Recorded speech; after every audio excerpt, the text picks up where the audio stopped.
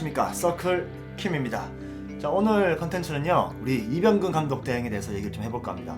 이병근 감독 대행, 그 어렵다는 아시아 챔피언스 리그 진출이라는 목표를 달성했습니다. 대행이라는 직책으로 이뤄낸 성과인데요, 정말 대단하다는 말과 함께 수고했다는 말도 전해주고 싶습니다.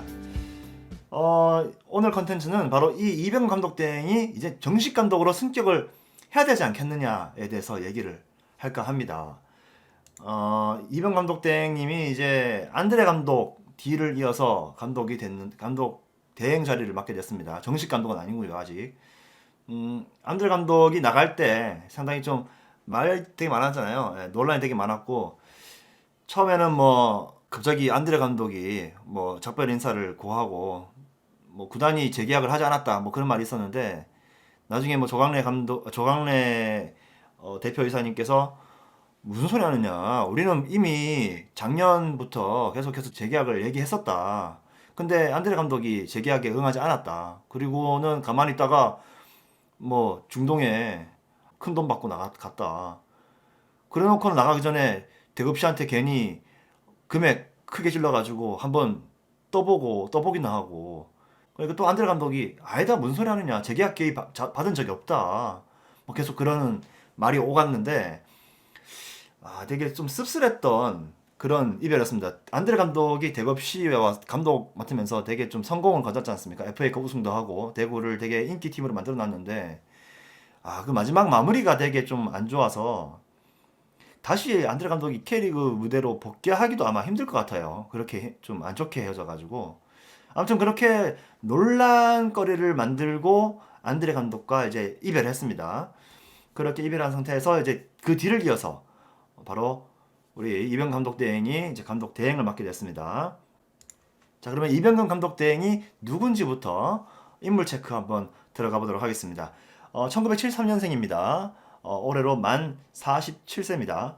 경상남도 산청군에서 태어났고요. 현역 당시의 포지션은 센터백과 풀백, 그리고 수비형 미드필더를, 그러니까 수비 쪽에서는 이제 다양하게 임무를 수행할 수 있었던 그런 선수였습니다. 선수 경력으로는 수원 삼성에서 10년 동안 있었습니다. 수원 삼성에서 1996년부터 2006년까지 10년 동안 있었고, 대구 FC에도 2년, 2시즌 동안 뛰었었고요. 그 다음에 이제 독일, 지금 현재 오브리그에 있는 FC 오버노일란트로 이제 또 1년 동안 또 선생활을 했습니다. 그리고 한국으로 다시 국내 복귀를 해서 서울 유나이티드, 지금 현재 K4 리그에 있는 서울 유나이티드에서 또 1년간 또 뛰었네요. 국가대표 경력에서는 이제 38경기 출전을 했습니다. 골은 당연히 수비수니까 없고요. 감독, 코칭 스태프 경력을 한번 알아보도록 하겠습니다. 먼저 코칭 스태프 시작은 스카우트로 시작합니다. 2009년부터 경남FC의 스카우트로 활동했었고요. 그러다가 2011년부터 2012년까지 코치 생활을 해옵니다. 그러다가 수원 삼성으로 넘어가게 되고, 수원 삼성에서 수석 코치로 2013년부터 2016년까지 그 임무를 다 했고요. 그 다음에 2017년, 2018년 이제 코치로 다시 내려갔다가 2018년 때 감독 대행으로 올라섭니다. 그러다가 이제 2019년 대구FC로 오게 됩니다. 이제 대구FC에서 이제 2년이 시작되는데, 이때 수석 코치로 안드레 감독 옆에서 이제 오른팔 역할을 했었는데, 2020년 이제 안드레 감독이 나가고 나서 그 뒤를 이어서 이제 감독 대행으로 올 시즌 쭉 함께 했습니다. 이 감독 대행이라는 자리가 얼마나 힘든 자리인지 한번 알아보도록 하겠습니다. 며칠 전에 있었던 그 FC 서울의 김호영 감독 대행이 이제 정식 감독을 구단에다 요청하다가 그 사임됐다라는 뉴스가 나왔었죠. 이 감독 대행이라는 자리가 잘해도 불안하고 못해도 빼박입니다. 못하면은 이제 빼박 이제 잘리는 거고, 잘해도, 그러니까 정말 잘하지 않는 이상, 정말 목표한 바를 이루지 않는 이상은 웬만큼 잘해서는 계약을 연장을 잘 못합니다. 그렇기 때문에 이 자리가 얼마나 불안정한 자리인지를 이제 알 수 있는 대목이 바로 며칠 전에 있었던 FC 서울의 이제 사례가 될 수 있겠고요. 반대로 목표 달성, 이제 구단에서 원하는 바를 이루게 되면은 이제 정식 감독으로 승격을 하게 됩니다. 사례를 두 가지 들어보면은, 2년 전에 맨유가 이제 솔샤르 감독이 이제 감독 대행으로 들어와서 되게 잘할 수 있을까? 라는 의문을 가졌었는데, 그때 되게 성적이 좋았지 않습니까? 맨체스터 유나이티드가. 그래서 이제 결국에는 정식 감독으로 승격이 됐고, 광주의 남기일 전 감독도 2부리가 있던 강주를 이제 승격시키면서 이제 정식 감독으로 또 승격이 됐던 그런 기록이 있습니다. 정식 감독 되기 위해서는 이것처럼 성적이 바탕이 돼야 됩니다. 정말 준수한 성적이 바탕이 돼야만 정식 감독으로 승격이 될 수가 있는데, 구단 입장에서 봤을 때는 이 성적이 바탕이 되려면은 기간을 좀 길게 보고 길게 잡고 지켜봐야 되는 그런 좀 어려움이 있죠.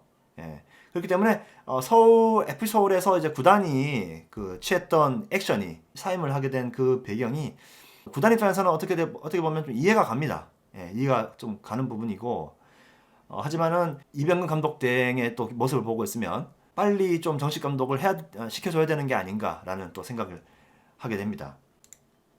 자, 그렇다면 정식 감독을 제가 이병근 감독 대행이 이제 정식 감독으로 승격해야 된다라고 주장하는 이유가 뭐냐? 저는 크게 세 가지를 들어보고 싶습니다. 첫 번째는 올 시즌 목표로 삼았던 아시아 챔피언스리그 진출에 성공했다는 겁니다. 이것보다 더 큰 게 뭐가 있겠습니까? 예? 목표 달성에 성공했는데 이것에 대한 보상을 해줘야 되는 거 아니겠습니까? 그래야 도리가 아니겠냐 말이죠. 그 다음에 구단에서 준수한 신인 감독을 선임하는데 어려움이 있다면, 그러니까 여기서 말하는 어려움은 자금적인 어려움, 그리고 인맥에 대한 그 어려움을 말하는 겁니다. 그런 어려움이 있다면 차라리 이병근 감독 써라. 구간이 명간이라고 그냥 이병근 감독 쓰는 게 낫지 않겠느냐 하는 게 저의 생각입니다. 그리고 무엇보다도 되게 좀 초반에 힘들었지 않습니까? 되게 뒤숭숭했던 시즌 초반이었는데 이 구단 분위기를 다 잡아줬다. 예, 구단이 이제 크게 와야 되지 않도록, 뒤숭숭해지지 않도록 분위기를 다 잡아줬는데 큰 역할을 했다. 그 점을 좀 저는 높이 사고 싶어요. 두 번째 이유로는 구단에서 선수 시절을 보낸 적이 있는 인물이라는 점입니다. 완전히 그냥 인연이 없는 사람이라면 모를까, 여기서 선수 생활을 했거든요. 2년 동안 선수 생활 했던 사람, 즉 스토리가 있는 사람이란 겁니다. 스토리가 있는 사람을 이제 감독으로 임명하게 될 경우에 마케팅적인 측면, 그리고 구단 이미지적인 측면에서 봤을 때 상당히 긍정적인 효과를 불러올 수 있다는 겁니다. 예를 들어서 내가 축구를 하는 사람이에요. 축구인이에요. 그래서 봤을 때, 축구인의 시점 봤을 때, 저 팀은 잘하고 좋은 성적을 내면 그것에 대한 대가를, 그 우대를 확실하게 해주는구나, 그런 팀이구나 라는 생각을 하게 만든다는 거죠. 그리고 선수 생활을 여기서 하고 감독으로서 성공도 여기서 누리게 될 경우, 장기적인 측면에 봤을 때는 이병 감독 등의 대급시에 대한 충성도도 기대를 해볼 수가 있다는 겁니다.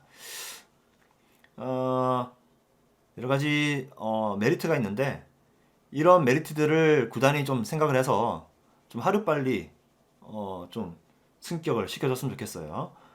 그리고 마지막으로 이병근 감독 등의 지도자로서의 잠재 능력을 시험해볼 가치가 있다는 겁니다. 좀 더 지켜볼 가치가 있죠, 분명히. 예. 아직까지 뭐 감독 대행이라는 자리에서 성공을 거둔 거지, 정식 감독은 아니잖아요. 정식 감독을 시켰을 때, 이 인물이 정식 감독을 시켰을 때 어디까지 가는지 한번 지켜볼 필요는 있다는 겁니다. 이런 이유로 저는 대구FC 감독으로 정식 감독으로 승격시켜줘야 된다. 저는 그렇게 생각합니다.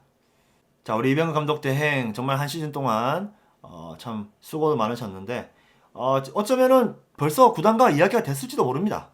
벌써 얘기가 돼서 시즌 끝나면 정식 감독으로 승격시켜줄게, 뭐 이렇게 얘기가 됐을지도 몰라요. 하지만 만약에 아직 그런 얘기가 없다면 구단에서 한번 좀 심사숙고해볼 필요가 있다. 이병 감독 대행의 노고를 치하해줄 필요가 있다라는 것을 말하고 싶어서 오늘 이 컨텐츠를 제작해봤습니다.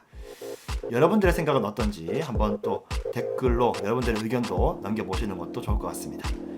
자, 오늘 컨텐츠는 여기까지고요. 저는 다음 컨텐츠로 찾아뵙도록 하겠습니다. 여러분 안녕.